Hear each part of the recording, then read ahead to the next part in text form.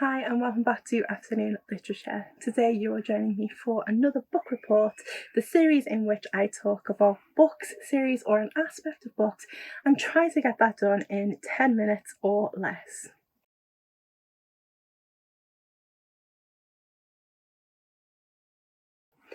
So today what I wanted to talk about is stories within stories. Now this might seem a little bit weird. What I want to make it clear is that we're not talking about framed narratives here. A framed narrative is where a story is introduced through a set of characters initially, and then the story is told to those characters, and what we're actually following is the story that was told.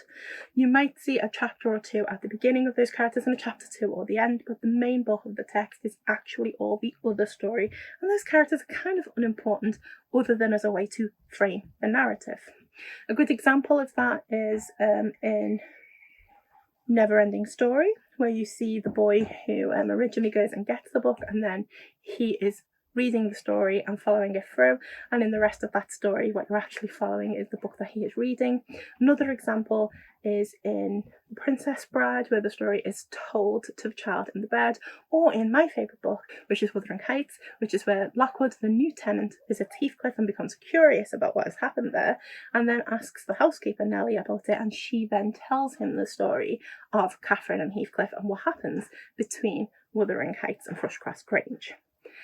They are narratives that are framed within a book, within storytelling, and that is, an interesting device, but that's not what I'm talking about. What I want to focus on is actual narratives which feature stories that are within another story. The 3 books I've got to talk about today are A Pinch of Magic and a Sprinkle of Sorcery by Michelle Harrison, and The 10,000 Doors of January by Alix E. Harrow.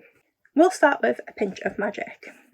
So A Pinch of Magic begins by telling us the tale of Saoirse Spellthorne, who is a woman who was accused of witchcraft and is a prisoner within the tower. This is a myth or legend that becomes a massive part of Crowstone within these novels, and that starts to inform the adventure that the Wittersham sisters will go on. Because you have this original story in here, the Wittershams realise that this is influencing their life somehow, and that story itself becomes a part of the narrative. They seek it out, they need to find it, and so this book is almost sectioned in between the Wittershams' adventures. There are small snippets of the story so that we slowly discover what actually happened to Saoirse Spellthorne. It's a way of sectioning the book. It's also a way of giving clues to the characters within there. It's like in the real world if we were to use some kind of fairy tales, myth or legends to tell us about what's going on and happening going forward. These characters are doing the same, and this story is part of the myth and legend that's ingrained within their society. It's the idea of this storytelling being part of their cultural capital. For us, stories make up a massive part of our world, and we use them all the time without realising that we're doing so. Sometimes it's within our general phrasing, sometimes it's within the way that we look at previous stories or the way we identify with them, because we have so many stories ingrained with us. And I think that by adding a story within this world, what it does is enhances the idea that this is a fully formed society of which stories is a part.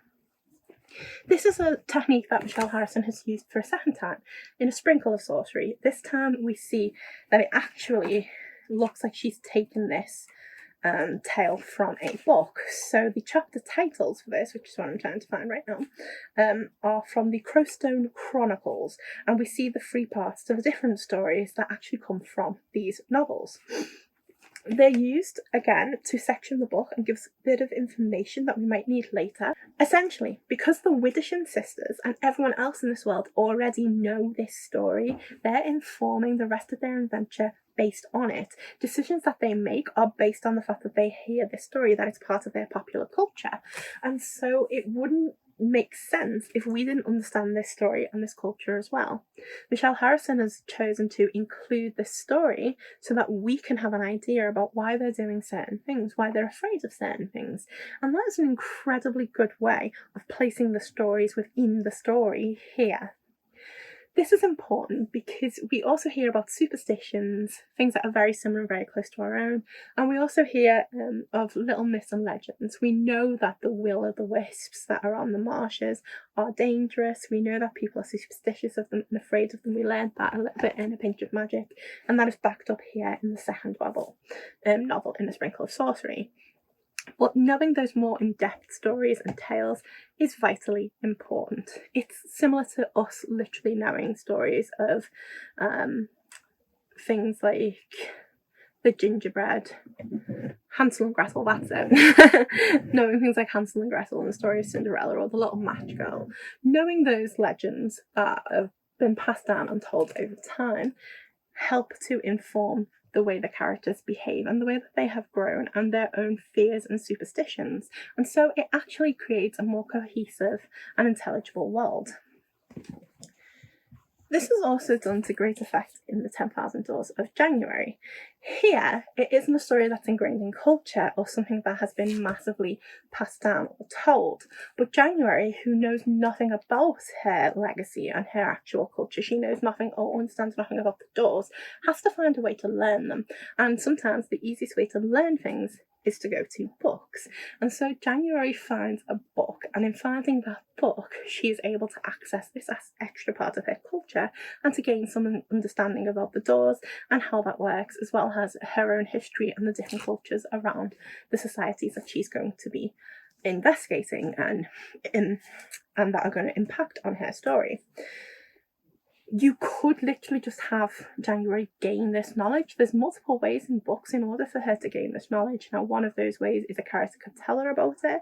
Another way is that she could just stumble across it, or we could get an info dump of it. This is a way of essentially giving you that little bit of an info dump, but also allowing you to experience it the same way the character experiences it. When January reads a chapter, rather than her recounting to us what happened within the chapter, Alix Harrow has chosen to actually put the chapter in the book so that we can read it for ourselves. Essentially, we're reading a story within a story. We read the chapter along with January, we take from it whatever we want, which may be more for January at that time, because she may not have the full understanding of it, but we may have been able to read into it more fully, bringing our own experiences to it. And then we follow along with both stories, the story that January is discovering and the story that helps to inform her background and the culture that surrounds her. These are incredibly fun features. In some elements, it makes you really enjoy the stories, and the idea of having a whole storybook featured from these is fantastic. Now, one of the things that results from this idea of having stories within stories that help to inform a world, is that it really does replicate what happens within our own real world. We have a set cultural capital where we have heard stories all along, and they help to inform the things that we do and the things that we know.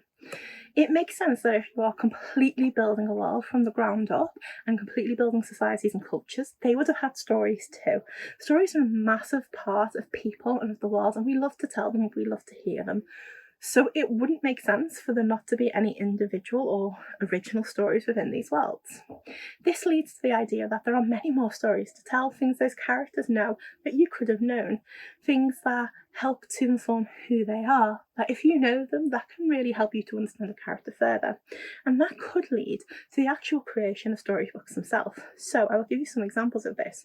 One example is how in Rainbow Rowell's book, Fangirl, the character is writing a fanfiction which is called Carry On.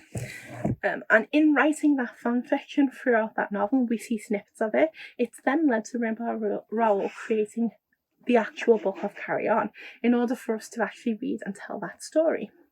Another, and I think incredible example of this, is The Language of Thorns by Leigh Bardugo. The Language of Thorns is a fairy tale book.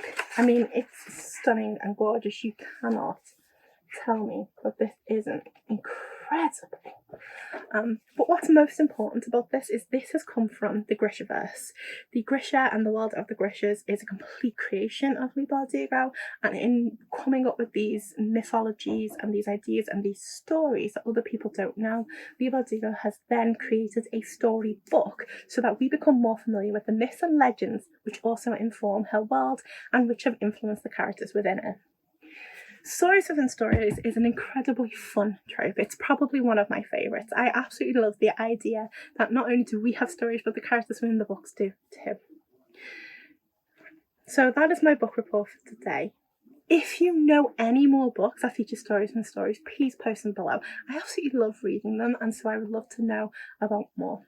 If you like this video, please give it a like and subscribe to see more, because I post one of these every week. Have a good week.